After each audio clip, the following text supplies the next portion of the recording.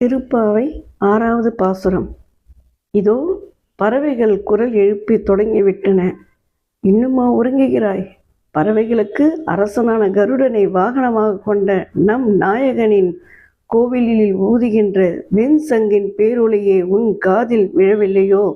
பேய் மகளான பூதனை தனது தனத்தில் தடவி வந்த நஞ்சை அவள் உயிருடன் உறிஞ்சி குடித்தவனும், கள்ளத்தனமான கடும் வேகத்தில் வந்த வண்டி உடைத்து சிதைத்துமாறு உதைத்தவனுக்கும், திருப்பார்க்கடலில் அரிதுயில் கொண்டிருந்தவனுமாகிய நாராயணனை உள்ளத்தில் எண்ணி தியானம் செய்ய ரிஷிகளும் யோகிகளும் மெதுவாக எழுந்து ஹரிஹரி என்று கூறும் ஒளி உனது உள்ளத்தில் புகுந்து குளிரவில்லையா? இனியாவது எழுந்திரு.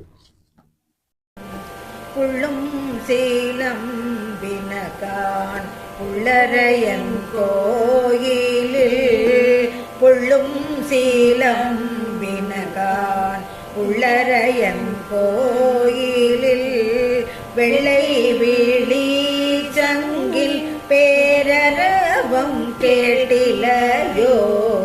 பிள்ளாயெழு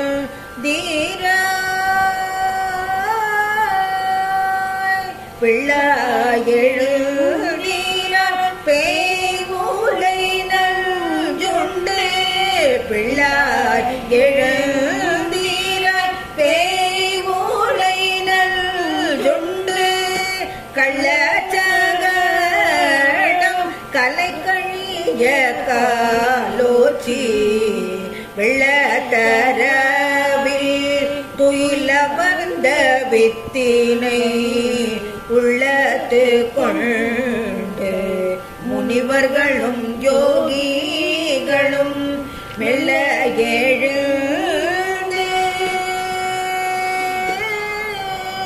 ஹரி ஹரி மெல்ல